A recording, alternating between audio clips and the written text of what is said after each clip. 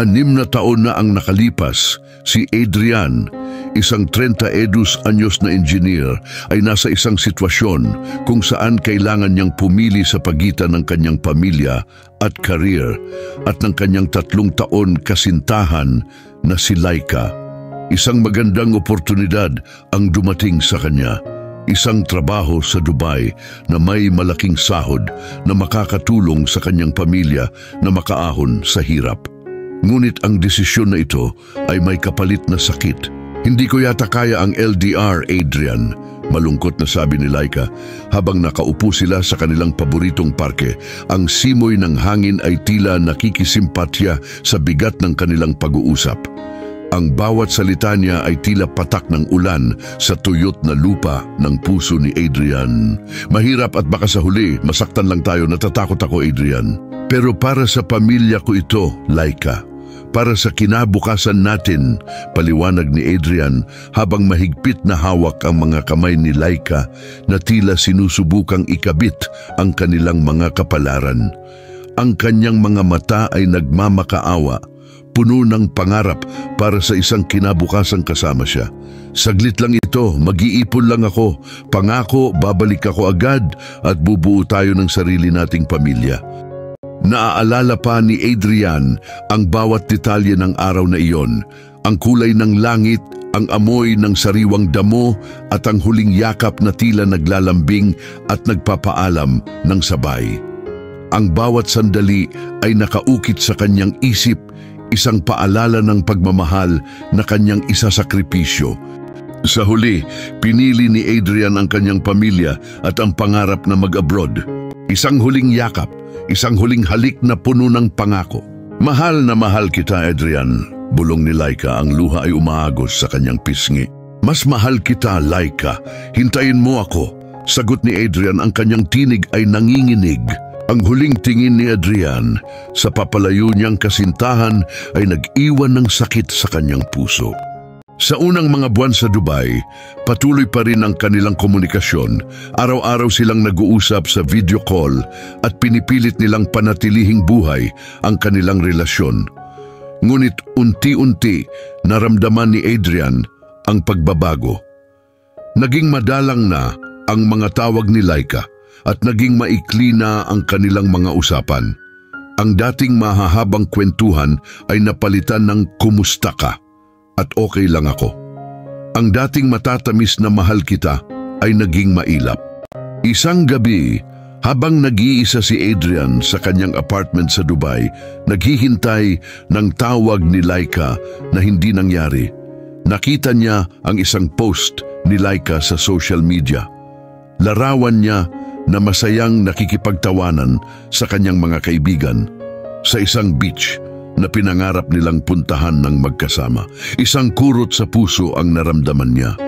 Hanggang isang araw, sinabi ni Laika ang mga salitang kinatatakutan ni Adrian sa isang video call na puno ng awkward silence. Hindi ko na kaya, Adrian. Maghiwalay na tayo.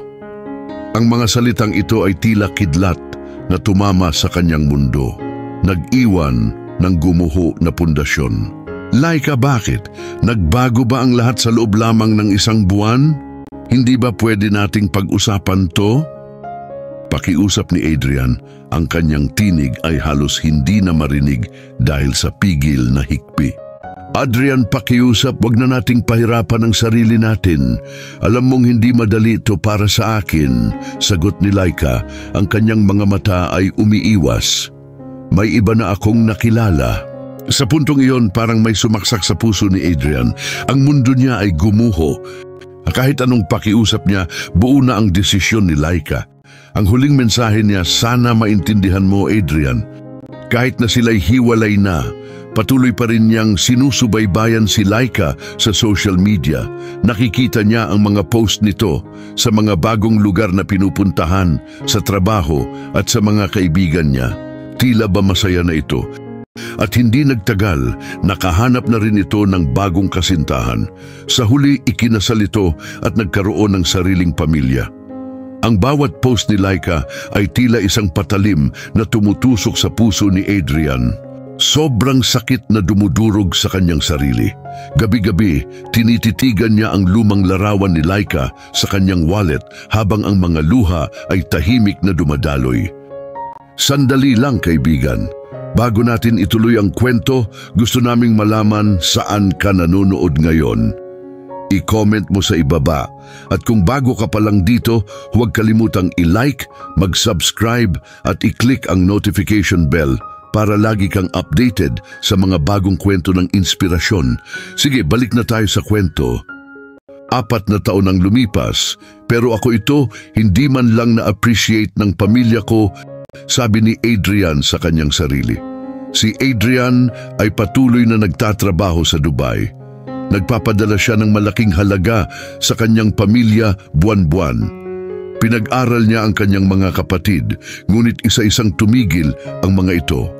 Ang kanyang mga magulang naman ay hindi malinaw kung saan napupunta ang kanyang mga pinapadala. Walang naipundar na bahay, walang negosyo at walang ipon.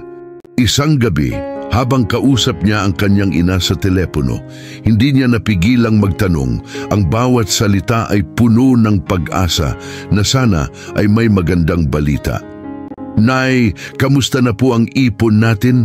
May naiipon po ba kayo sa mga pinapadala ko? Anak, pasensya na. Ang dami kasing gastusin dito. Alam mo na, ang presyo ng pagkain, ng tuition ng mga kapatid mo, ang gamot ko, sagot ng kanyang ina, ang kanyang tinig ay tila umiiwas. Huwag kang mag-alala, anak. Kaya mo yan. Malakas ka. Naramdaman ni Adrian ang bigat sa kanyang dibdib. 4 na taon ng kanyang buhay ang kanyang isinakripisyo, ngunit tila ba walang nangyari. Ang bawat padala niya ay tila lumulubog sa isang walang hanggang balon. Nagsimula siyang mag-isip, para saan ba ang lahat ng ito? Iniwan niya ang babaeng pinakamamahal niya para sa kanyang pamilya, ngunit hindi man lang nila ito pinahalagahan. Ang pagsisisi ay unti-unting lumamon sa kanyang puso. Ang pangungulila kay Laika ay mas lalong lumala kasabay ng pait ng katotohanang baka nagkamali siya ng pinili. Isang araw, nagpasya si Adrian na umuwi na ng Pilipinas. Ang kanyang pagdating ay sinalubong ng kanyang pamilya. Ngunit sa halip na masaya, lungkot ang kanyang naramdaman. Nakita niya ang kanyang mga kapatid na walang ginagawa, naglalaro ng video games, at ang kanyang mga magulang na tila walang pakialam sa kanyang mga sakripisyo.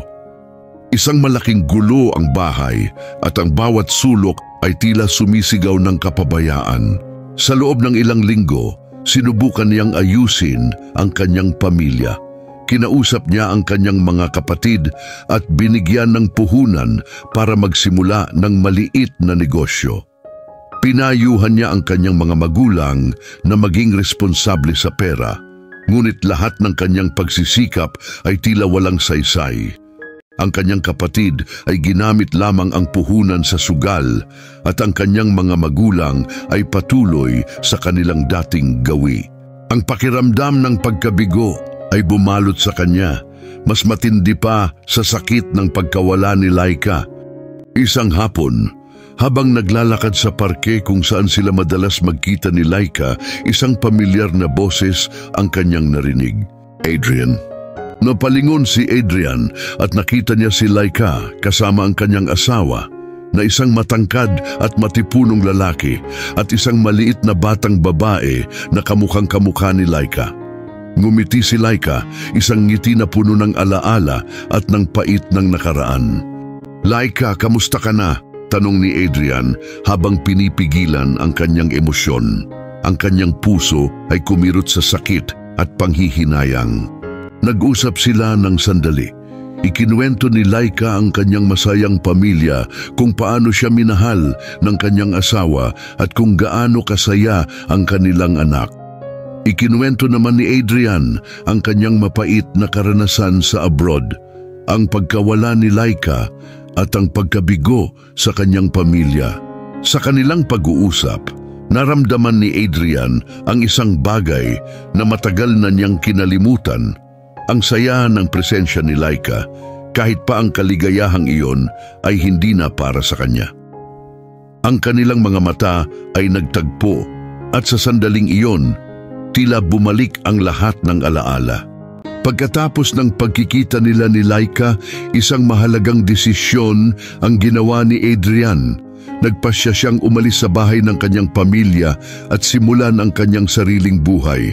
Nag-arkila siya ng maliit na apartment at nagsimulang mag-apply ng trabaho. Dahil sa kanyang karanasan sa Dubai, madali siyang nakahanap ng posisyon sa isang construction firm bilang project engineer. Sa loob ng 2 taon, pinatunayan ni Adrian ang kanyang galing.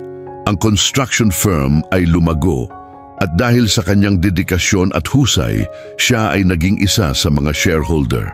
Sa wakas, nagkaroon siya ng sariling pangalan at tagumpay. Hindi rin niya pinabayaan ang kanyang pamilya. Sa halip na magbigay ng pera ng walang kontrol, bumuo siya ng isang business plan para sa kanila. Binigyan niya ang kanyang mga magulang ng puhunan para sa isang karinderya na may kondisyong siya ang mangangasiwa sa unang taon. Sa tulong niya, lumago ang karinderya at naging isang restaurant. Ang kanyang mga kapatid ay nagkaroon ng trabaho sa restaurant at natuto silang maging responsable. Ang kanyang pamilya ay natutong tumayo sa sarili nilang mga paa sa ilalim ng kanyang patnubay. At higit sa lahat, natagpuan ni Adrian ang isang bagong pag-ibig. Siya ay si Chloe, isang arkitekto na nakilala niya sa isa sa kanyang mga proyekto. Si Chloe ay isang babaeng may pangarap at may paninindigan sa buhay. Sa kanya, nahanap ni Adrian ang isang partner na sumusuporta sa kanya at nagbibigay sa kanya ng inspirasyon. Hindi siya nagtatanong kung bakit siya wala sa trabaho o kung bakit siya pagod. Sa halip, sinusuportahan niya ang bawat desisyon ni Adrian at pinapahalagahan ang bawat pagsisikap niya. Isang araw, habang nakaupo sila ni Chloe sa parke kung saan sila unang nagkita ni Laika, napangiti si Adrian. Natagpuan niya ang sarili niyang masaya, malaya sa mga pasanin ng nakaraan. Napagtanto niya na ang lahat ng kanyang pinagdaanan ay may dahilan.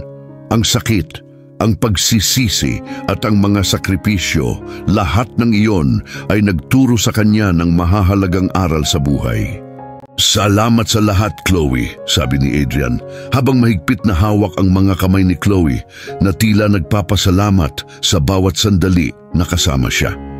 Dahil sa iyo, natuto akong magmahal ulit at natagpuan ko ang tunay na Adrian. Ngumiti si Chloe, ang kanyang mga mata ay nagniningning. At dahil sa iyo, Adrian, nahanap ko ang aking tahanan, ang aking kapayapaan. Sa huli, natagpuan ni Adrian ang kanyang tunay na kaligayahan. Hindi sa Dubai, hindi sa malaking sahod, kundi sa Pilipinas, kasama ang kanyang pamilya na natutong tumayo sa sarili nilang mga paa at sa babaeng nagturo sa kanya kung paano magmahal muli. Ang kanyang pagsisisi ay napalitan ng pasasalamat at ang kanyang kalungkutan ay napalitan ng walang hanggang kaligayahan. Kung nagustuhan mo ang kwento natin ngayon, mag-iwan ng komento sa ibaba, i-click ang like button, mag-subscribe at itap ang notification bell para updated ka sa mga susunod na kwento. Ang suporta mo ang nagbibigay lakas sa akin para gumawa pa ng ganitong klaseng kwento. Maraming salamat.